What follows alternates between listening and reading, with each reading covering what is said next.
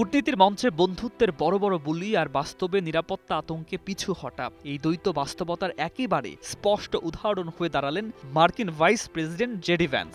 যে পাকিস্তানকে বছরের পর বছর প্রাণের মিত্র বলে প্রচার করেছে ওয়াশিংটন, সেই দেশেই পা রাখতে শেষ মুহূর্তে ভয়। প্রেসিডেন্ট ডোনাল্ড ট্রাম্প নিজেই স্বীকার করেছেন নিরাপত্তা শঙ্কার কারণেই ভ্যান্স ইসলামাবাদ যাচ্ছেন না। কিন্তু প্রশ্নটা এখানেই, কিসের এত ভয়? কার টার্গেটে থাকতে পারতেন ভ্যান্স যে সফরই বাতিল করতে হলো? নোভা এলইডি টিভি, ঝকঝকে ছবি, নিখুঁত শব্দ, 5 বছরের ওয়ারেন্টি। নোভা মানে সঠিক মান, নিশ্চিত সেবা। মূলত ইরান আমেরিকা উত্তেজনার প্রেক্ষাপটে ইসলামাবাদে শুরু হওয়ার কথা ছিল গুরুত্বপূর্ণ বৈঠক। প্রথমে ইঙ্গিত ছিল এই আলোচনায় নেতৃত্ব দেবেন ভ্যান্স নিজেই। মার্কিন প্রতিনিধি দলের শীর্ষ পর্যায়ের কর্মকর্তারাও সেই কথাই জানিয়েছিলেন। কিন্তু হঠাৎ করেই সবকিছু বদলে গেল। শেষ মুহূর্তে সফর বাতিল, এ যেন শুধু নিরাপত্তা নয়, বরং গোটা অঞ্চলের অস্থিরতার উপর এক নিঃশব্দ স্বীকারোক্তি। পাকিস্তানে এলে ভ্যান্স ঠিক কার নিশানায় পড়তে পারতেন? জঙ্গি গোষ্ঠী, তালেবান ঘনিষ্ঠ নেটওয়ার্ক, নাকি রাষ্ট্রের ভেতরের বিভক্ত শক্তি? এই আশঙ্কা এখন বড় হয়ে সামনে আসছে। এদিকে ইরান প্রশ্নে আমেরিকার দ্বিমুখী নীতি পরিস্থিতিকে আরো জটিল করেছে।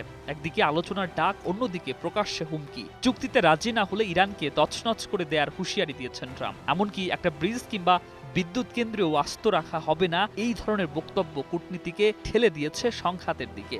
এর জবাবে ইরান সাফ জানিয়ে দিয়েছে ওয়াশিংটনের অবাস্তব দাবি, বারবার অবস্থান পরিবর্তন এবং চাপ প্রয়োগের কারণে তারা দ্বিতীয় দফায় আলোচনায় বসবে না। উপরাষ্ট্রপতি মোহাম্মদ রেজা সরাসরি ট্রাম্পের মন্তব্যকে শিশুসুলভ বলে কটাক্ষ করেছেন। প্রথম দফার বৈঠক ভেস্তে যেতেই আমেরিকা ইরানের সব বন্দর কার্যত অবরোধ করে ফেলে, যার ফলে স্ট্রেইট অফ হরমুজ হয়ে পড়ে অচল। একদিকে নৌ অবরোধ, অন্যদিকে আলোচনার আহ্বান। এই দ্বিচারিতা ইরানের কাছে অগ্রহণযোগ্য হয়ে ওঠে। তারা স্পষ্ট জানিয়ে দেয় এই পরিস্থিতিতে আলোচনায় বসা অর্থহীন। যদিও শোনা যাচ্ছিল দ্বিতীয় দফার বৈঠকে অংশ নিতে প্রায় রাজি হয়ে গিয়েছিল তেহরান, এমনকি প্রতিনিধি দল পাঠানোর কথাও ছিল। কিন্তু ট্রাম্পের হুমকির পরই আচমকা সবকিছু থেমে যায়।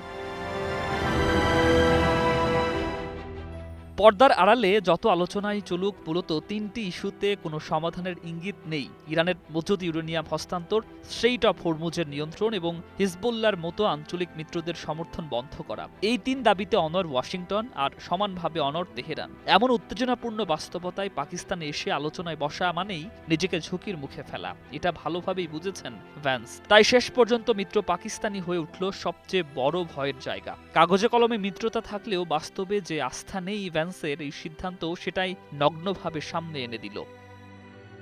News desk, 21 television.